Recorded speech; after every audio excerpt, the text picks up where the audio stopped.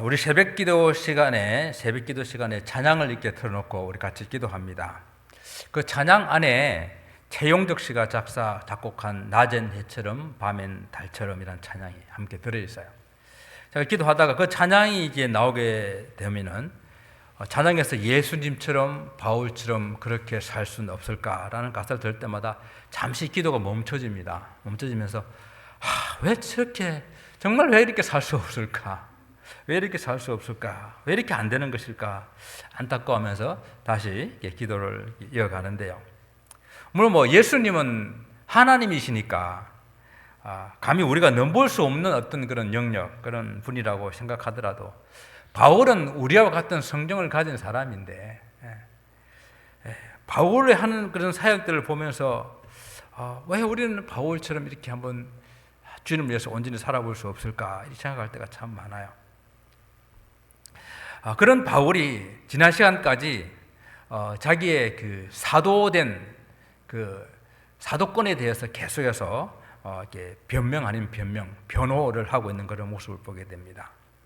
구약의 모세가 가진 그런 직분이 아주 영광스러운 그런 직분인데 그 직분과 비교하면서 모세가 가진 직분도 영광스러운 것이야. 하지만은 모세가 가지는 그 직분보다도 이 그리스도의 복음을 위하여 전하는 이 사역자들이 정말로 더 영광스럽다. 왜냐하면 우리는 이 새 언약의 일꾼들이다라고 이렇게 이야기를 했어요. 오늘 본문에서 이제 또 사도 바울은 그 1절에서 이 직분이 우리에게 이 직분을 주셨다라고 말씀하게 되는데 이 직분이라는 이 말도 바로 새 언약의 일꾼이라는 그 말씀입니다. 그런데 참 짧은 구절 오늘 1절에서부터 6절까지 읽고 이제 4장에서 나오는 이 말씀들 가운데서도 이러한 새 언약의 일꾼으로 사역하는 데 있어서 내가 낙심하지 않는다라는 말을 세 번이나 계속해서 반복하고 있어요. 이 말은 사도 바울의 사역 가운데에 낙심할 만한 그런 일들이 많이 있었다라는 그런 어떤 반증이 있게 되게 됩니다. 여러분, 사도 바울이 구약에 있는 모세의 그 직분보다도 더 영광스러운 새 언약의 일꾼으로 사역을 하고 있는데 그 사도 바울을 어떤 일들이 그를 낙심시킬 만한 그런 일들이 되었을까요? 우리가 나중에 살펴보겠지만 고린도후서 6장에서 이렇게 밝히고 있는 것처럼요, 환난과 궁핍과 고난과 매맞음과 갇힘과 난동과 수고로움과 자지 못함과 먹지 못함 가운데에 그는 하나님의 일꾼으로 사역한다고 그랬어요. 그리고 또 더 뒤에 나가서 11장에서 또 다시 그의 그 고난을 이야기하게 됩니다. 그는 옥에 갇히기도 하고요, 매도 수없이 맞고 여러 번 죽을 뻔하였고 40에 한한 감한 매를 5번이나 맞았고 한 번은 태장을 맞았고 한 번은 돌로 맞았고 3번은 배 타고 가다가 파선했고 또 일주야를 깊은 바다에서 지냈고 선교 여행하면서 강의 위험, 동족의 위험, 이방인들의 위험, 바다 위험, 거짓 형제들의 위험들을 다 당했다고 말했습니다. 이런 일들을 보게 될 때 참 바울을 힘들게 하고 바울을 낙심하게 하는 일들이 많이 있었겠구나라고 짐작도 해보게 됩니다. 그런데 사도 바울은 이런 것들보다 더욱더 바울을 힘들게 하는 것이 있었는데요, 그 속에 늘 그를 짓누르고 있는 것이 있었는데 그게 뭔가 하면은 교회에 대한 염려였어요. 교회. 지금 이 편지를 쓰고 있는 이 이유도 바울이 개척한 그 교회로부터 불신을 당하고 사도로서의 자격을 의심받고 있기 때문에 너무너무 괴로운 거예요. 바울이 개척해가지고 제법 크게 부흥을 시킨 그 교회를 떠나가지고 5년이 지났어요. 5년이 지났는데 자기 교회로부터 당신의 사도성을 증명해달라. 그 사도성을 의심받게 될 때 기분이 어땠을까요? 자기가 개척한 그 교회를 다시 한번 방문하려고 그러는데 우리 교회에 오려면은 추천서를 좀 가지고 오시라고 하면은 여러분 마음이 어떻겠어요? 너무너무 죄송한데 우리 그 신 목사님 교회에 가서 설교를 하려고 그러는데 신 목사님 추천서 가지고 오세요. 그러면은 신 목사님 한성기를 하시겠죠? 이씨 뭐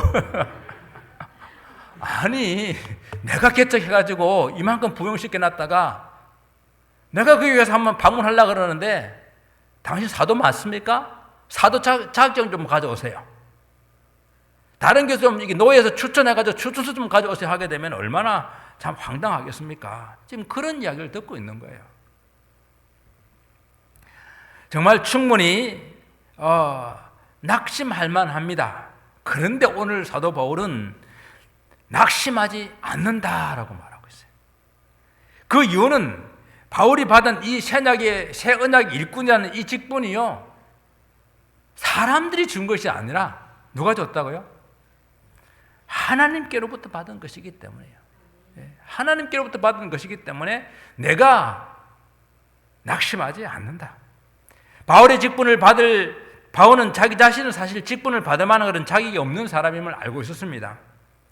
그런데 하나님께서 그를 긍휼히 여기시고 그에게 이 직분을 맡겨주셨기 때문에 그는 다른 어떤 낙심할 만한 그런 충분한 그런 일들이 있음에도 불구하고 그런 것들은 다전매로, 그런 것들은 문제가 안 됐었습니다. 그런 것들은 자기를 낙심시킬 수가 없었어요. 하나님의 긍휼을 입은 자, 하나님의 은혜로 이 직분을 받은 자, 세상으로부터는 낙심하지 않습니다. 이것을 우리는 소명의식이라고 해요. 사랑하는 성도 여러분, 우리 모두 다 자격이 없음에도 불구하고 하나님께서 우리를 다 이렇게 불러주셨고 하나님 자녀 삼아주셨고 하나님께서 다 귀한 직분들을 맡겨주셨습니다. 그래서 그렇기 때문에 의지간한 세상의 일들로는 사람들과의 그런 관계들 속에서 생기는 일들 때문에 낙심하지 마시기 바랍니다. 그게 우리를 낙심시킬 수가 없어요. 오늘 사도 바울이 고린도 교회가 추천서를 요구하게 될 때에 종이로 된 추천서 그거 필요하지 않고 또 내가 스스로 추천할 그런 필요도 없고 나는 이미 사도로서 사역을 하고 있었고 또 이러한 모습에서 이미 고린도 교회가 내가 보낼 수 있는 그런 추천서다라고 말하면서 그의 사역에 했던 그 내용들을 설명을 하고 있는데요. 오늘 이 1절에서부터 6절까지 이 말씀을 통해 가지고 주님으로부터 부름받은 사역자는 주님이 우리를 인정해줘서 직분을 맡겨줬은 그런 직분자들은 어떤 마음으로 사역을 해야 하는지 그런 교훈을 우리가 받기를 원합니다. 사도 바울은 먼저 숨은 부끄러운 일을 버렸다고 그랬습니다. 여기서 숨은 부끄러운 일이라고 하는 것은요, 수치스럽고 불명예스러운 그런 일들을 말하는 거예요. 아마 사도 바울은 에베소서 5장에서 언급한 이런 일들이 아닐까 싶습니다. 음행하는 자나 더러운 자나 우상 숭배하는 자들은 하나님 나라에서 그 기업을 이을 수 없다라고 말했어요. 그럴 때 어둠 가운데서 불순종의 아들들이 지금 행하고 있는 그 음행하는 일들, 더러운 일들, 우상 숭배하는 일들, 이런 행위들을 갖다가 말할 때에 부끄러운 일이라고 사도 바울이 말을 했거든요. 같은 단어를 쓰고 있습니다. 그래서 사도 바울이 이 부끄러운 일을 다 버렸다고 하는 이 말을 가지고 사도 바울을 반대하는 사람들도 어떻게 생각하고 있나 하면은 사도 바울이 이런 부끄러운 일들을 했나 보다라고 이렇게 생각하는 거예요. 그래서 가끔 이렇게 앞에서 고백하는 것도 좀 조심스러울 때가 있어요. 이렇게 뭔가 하면 사도 바울이 그런 걸 했다는 이야기가 아니에요. 지금 이야기는 무슨 이야기인가 하면은 사도 바울을 비판하고 사도 바울을 지금 현재 추천서를 달라라고 하고 있는 이런 사람들 미혹했던 그 거짓 교사들이 행하는 그 일이 바로 무슨 일인가 하면은 이런 온갖 음행과 더러운 것과 탐욕하는 이런 일들이라는 거예요. 사실 사도 바울은요, 에베소서 5장 3절에서 이렇게 말합니다. 음행과 온갖 더러운 것과 탐욕은 너희 중에서 그 이름조차도 부르지 말라. 이름조차도 부르지 말라고 그랬어요. 농담에서도 여러분 농담할 때 재밌으라고 음담 패스를 하는 농담 하지 마세요. 그거 사람들 웃기고 그 사람 유머 있다 생각하는데 아니에요. 그 사람 음침한 거예요. 농담을 좀 잔 농담 있잖아요. 정말 재밌는 농담, 유익한 농담 그런 거 하면 되는데 꼭 농담하면은 그런 것 가지고 하는 사람들이 있어요. 어떻게 하라고요? 그 이름조차도 부르지 말라라고 하셨습니다. 이 사도 바울은 이 숨은 부끄러운 일을 하고 있는 것이 아니라 숨은 부끄러운 일을 하고 있는 거짓 이 교사들이 하고 있는 이 특징들을 말하면서 사도 바울은 아예 처음부터 이런 악에 대해서는 완전히 결별하고 담을 쌓고 그 이름조차 부르지 않는 삶을 살아가고 있다라는 이 고백을 하고 있는 것입니다. 사랑하는 성도 여러분, 우리들의 삶에서요, 숨은 부끄러운 일이 없기를 바랍니다. 바울의 겉면처럼 그런 더러운 일들은 이름조차도 생각조차도 하지 않기를 원합니다. 그래서 가끔 기도할 때 그래요. 하나님, 내 기억 속에 뜨듬뜨듬 남아있는 그런 부끄럽고 추한 생각이라도 다 끌어내시라고, 뜯어내시라고 이렇게 기도할 때가 있어요. 우리 기억 속에서, 우리 생각 속에서요, 뜯어내시고 끌어내시기를 바랍니다. 사도 바울은 또한 두 번째로 속임으로 행하지 아니했다 그랬어요. 여기 속임이라는 이 단어가 긍정적으로 사용될 때는 영리하다, 지혜롭다는 말로도 쓰일 수 있어요. 그런데 여기서는 부정적인 의미로 교활하고 아주 간교함을 말합니다. 이 단어를 누가 제일 좋아하는 줄 알아요? 사단이 제일 좋아하는 단어예요. 최초의 인류 아담과 하와를 속일 때 사용했던 단어가 이 단어입니다. 하나님이 만드신 동물 중에서 뱀이 가장 간교하였더라. 바로 그 간교라는 단어예요. 바울은 당시 고린도 교회 교사들이 사단에게 기속된 그런 특징 중에 하나인 바로 이 속임으로 성도들을 미혹하여서 교회를 분리시키고 분쟁하고 다투게 만들었거든요. 사람들이 주로 속일 때는 어떨 때 속입니까? 여러분, 자기가 손해를 보기 위해서 다른 사람을 속이는 사람이 거의 없지요. 예? 자기가 이익을 취하기 위해서, 때로는 불법적으로 이익을 취하기를 원할 때에 다른 사람을 속이는 거예요. 그렇습니다.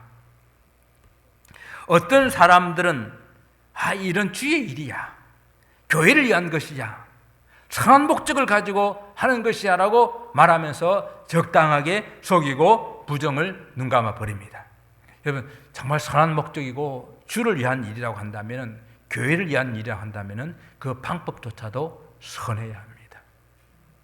속이는 그럼 속임으로 행하지 않으시기를 바랍니다. 세 번째는 말씀을 혼잡하게 하지 않았습니다. 바울이 하나님 말씀을 혼잡하게 하지 않았다고 하는 것은 벌써 몇 번 언급이 되었죠. 혼잡하게 한다는 것이 무슨 뜻이라고 그랬습니까? 포도주에 물을 타는 것과 같이 하나님 말씀에 세상적인 철학이나 개인적인 사상을 섞는 것이라고 그랬습니다.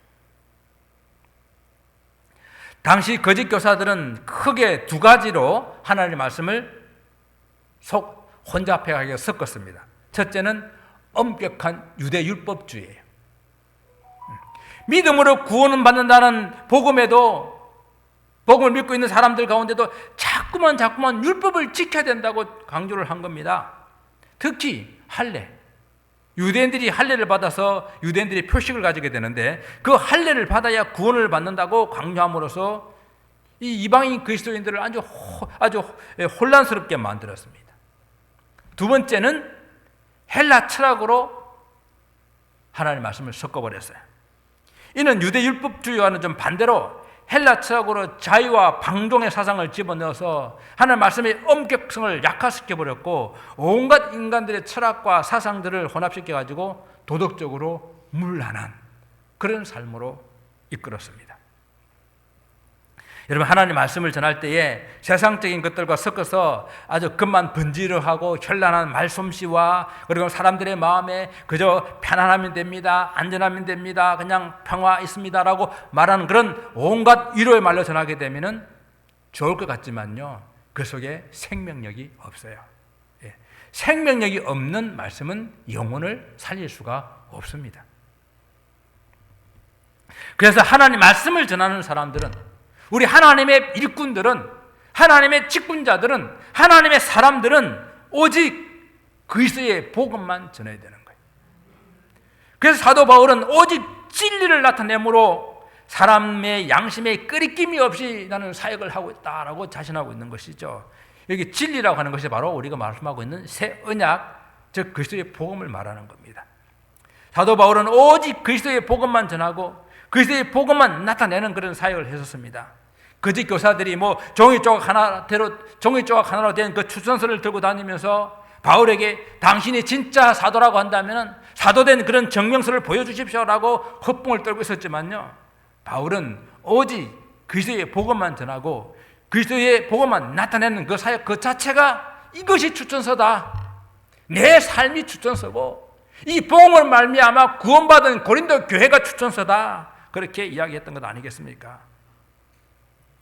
우리가 그리스도의 복음만 전하는 하나님의 사람, 하나님의 사역자 되기 위해서 바울이 말하는 세 가지를 다시 한번 기억하십시다. 첫 번째 뭐라고요? 숨은 부끄러운 일을 버려야 됩니다. 두 번째는 속임으로 행하지 말아야 됩니다. 세 번째는 말씀을 혼잡하게 하지 말아야 됩니다. 사도 바울이 이렇게 오직 그리스도의 복음만 전하는 사역을 했었어요. 그런데 당시 복음이 모든 사람들에게 다 받아들여졌느냐? 사도 바울이 복음을 전하기만 하면 모든 사람들이 다 복음을 받아들였느냐? 그런 거는 아니거든요.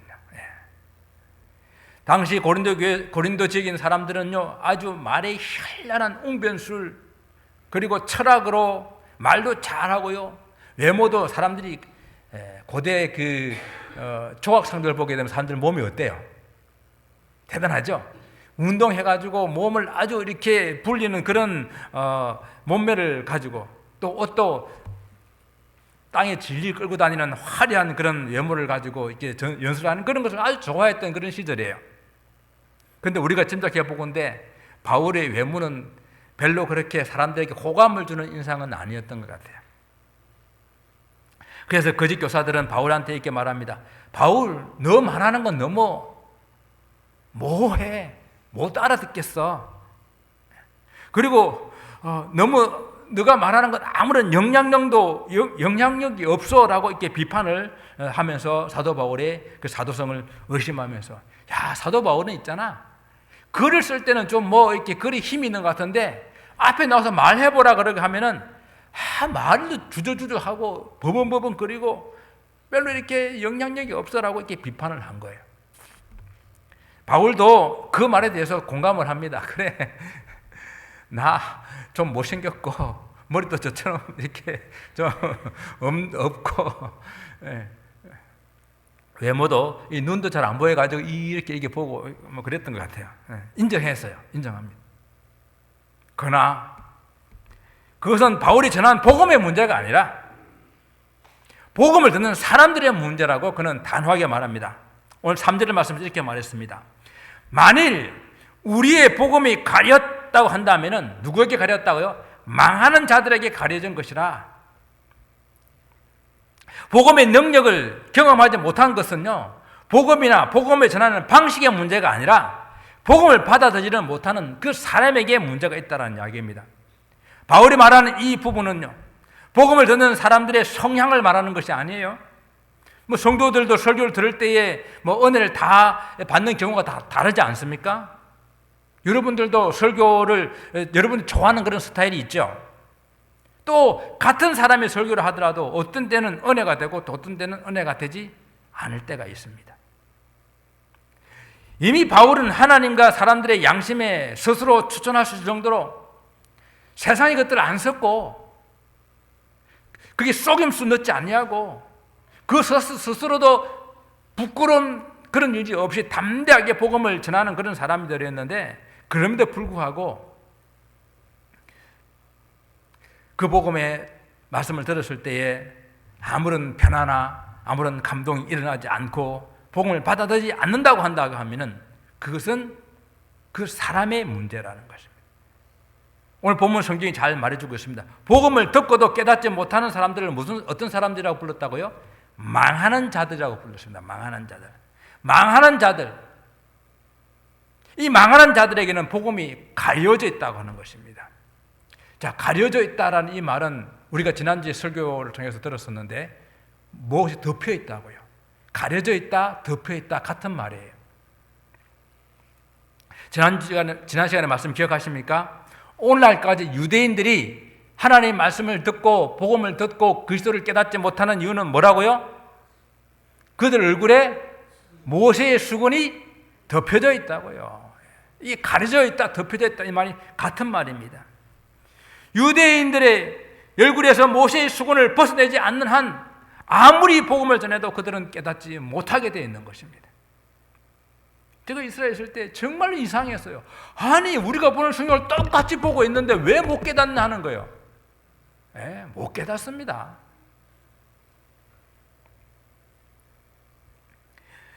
자신들의 역사 가운데, 자기들의 땅 가운데 직접 하나님의 아들 예수 그리스도가 찾아오셨지만은 그분이 메시아임을 그들은 깨닫지 못하고 오히려 십자가에 못 박아 죽였습니다.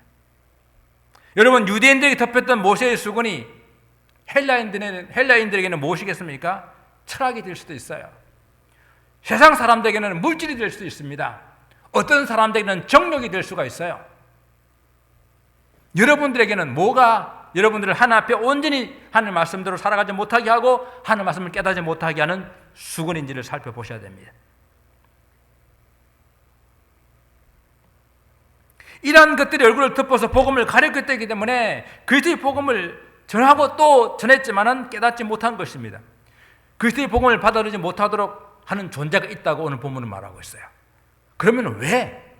누가 이렇게 그리스도를 받아들이지 못하도록 그들 얼굴에 수건이 벗겨지지 못하도록 계속 그렇게 하는 존재가 누구인가? 오늘 보면 4절은 우리에게 이렇게 말씀합니다. 그 중에 이 세상의 신이 믿지 아니하는 자들의 마음을 혼미하게 하여 그리스도의 영광의 복음의 광채가 비치기 못하게 함이니. 이 그리스도의 복음의 광채는 바로 누굽니까? 하나님 형상인 예수 그리스도죠.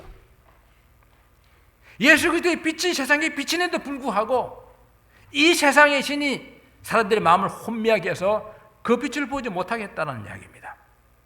그렇습니다. 복음의 영광의 빛이 비치지 못하도록 하는, 또 사람들의 마음을 혼미하게 하는 존재, 그 존재가 세상의 신이라는 거예요. 이 세상의 신이라는 이 말은 곧 사단이라는 뜻입니다. 성경에서는 사단을 명칭하는 그런 말이 여러 가지가 있는데요. 뭐 이 세상의 임금이다, 혹은 악한 자다, 혹은 공중 권세 잡은 자다, 이런 여러 가지 말로 이 사단을 표현하고 있습니다. 바로 이 본문에서는 세상의 신이라고 표현했어요. 이 세상의 신이 사람들의 마음을 혼미케 하여서 하나님의 말씀을 믿지 못하게 하는 그런 존재라는 것입니다. 사람의 마음을 혼미케 하는 것은요, 사람을 소경으로 만들어서 보지 못하게 하는 것인데, 육신의 눈이 아니라 뭐요? 마음의 눈, 영의 눈을 흐리게 하여서 하나님을 믿지 못하게 하는 것입니다. 사람들의 마음을 혼미하게 하기 위해서 세상의 것들을 사람들의 마음에 섞어 넣었는데, 그 일을 누가 했다고요? 바로 고린도 교회는 거짓 교사들이 그리스도의 복음이라고 하면서 세상의 철학과 인간의 사상을 섞어 넣었습니다. 그래서 이 거짓 교사들은 바로 이 사단의 하수인 짓을 한 겁니다.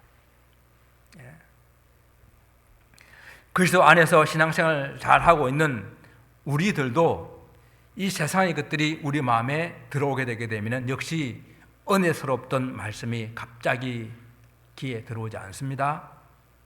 갑자기 기도하는 일이 그저 부질없고 귀찮게 느껴지게 됩니다. 하나님의 말씀을 읽어도 은혜가 안 되고 점점 읽기 싫어지고 점점 멀리하게 됩니다. 우리들도 이 끊임없이 이 사단이 우리를 하여금 하나님을 온전히 믿지 못하도록 계속 이렇게 방해한다는 이야기예요. 이 수건이라고 하는 것은요, 마치 가만히 있으면 계속 쌓이는 먼지와 같다고 저는 생각해요. 먼지와 같다. 자꾸 닦아내야 돼요. 자주 닦아내야 됩니다.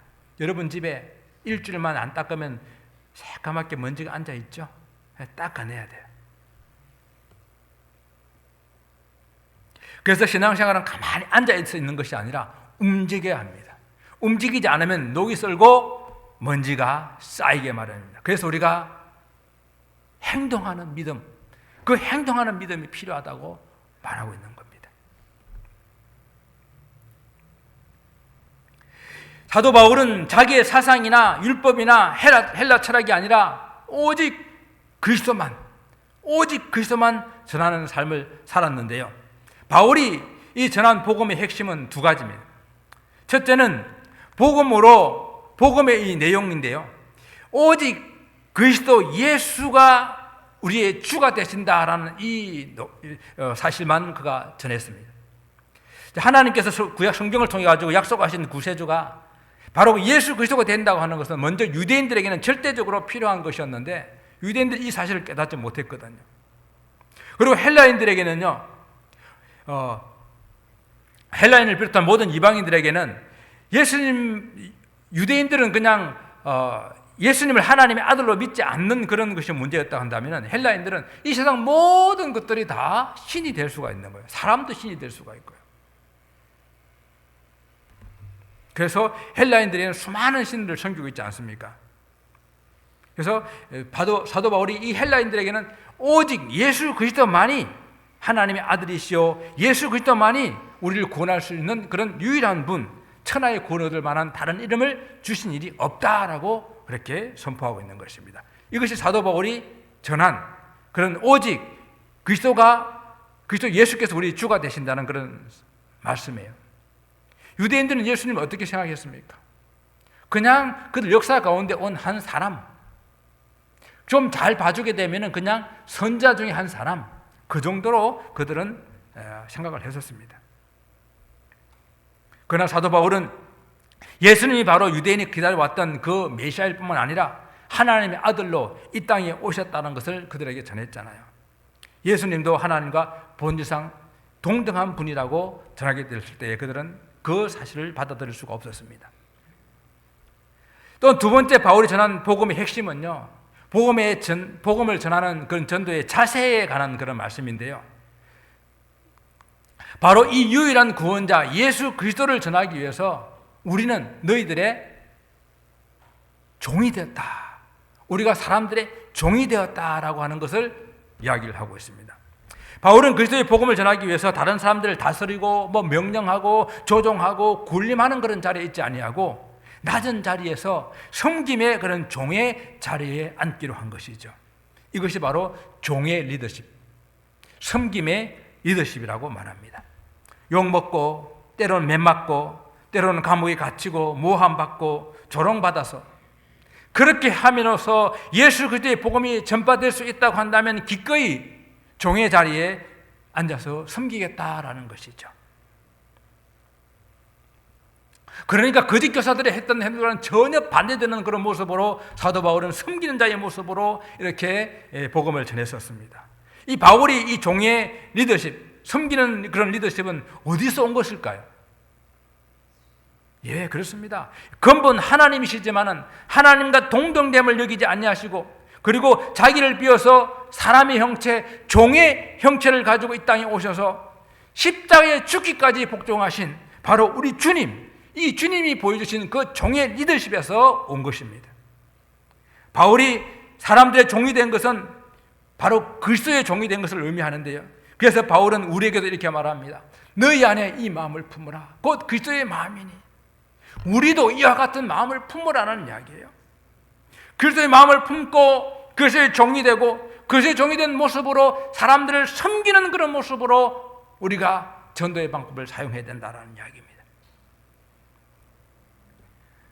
바로 태초에 빛을 창조하신 하나님께서 그리스도의 얼굴에 있는 그 영광의 빛을 우리 마음에 비춰주셨는데요. 저와 여러분이 예수님을 주로 고백하고 믿을 수 있는 이유가 바로 여기에 있습니다. 하나님께서 우리 마음에 태초에 천지에 창조하시면서 빛이 있으라 하신 그 하나님께서 우리 마음에 그 예수 그리스도의 빛을 비춰주셨기 때문에 우리도 주님을 알고 주님을 믿고 고백할 수 있는 그런 사람이 되었거든요. 그래서 주님께서는 오늘 우리가 찬양하신 대로 우리도 이 세상 가운데에 그 빛을 좀 비춰달라고 말씀하고 있습니다. 어둠 가운데에 빛이 없어 죽어가는 그런 영혼들 가운데에 그리스도의 그 밝은 빛을 좀 비춰달라고 우리에게 명령하고 계십니다.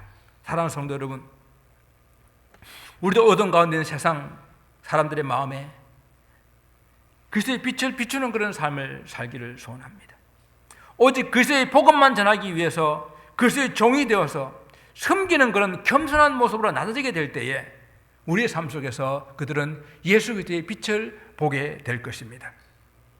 바로 이런 삶을 통해 가지고 저와 여러분의 삶에서 한 생명이 죽게 돌아온다고 한다면은 이것보다 더 보람되고 값진 일은 없을 줄 압니다. 주의 복음만 전하리라, 주의 복음을 위해서 살리라 결단하는 그런 여러분 되셔서 전도의 아름다운 열매를 맺히는 여러분 되시기를 주의 이름으로 축원을 드립니다. 기도하겠습니다.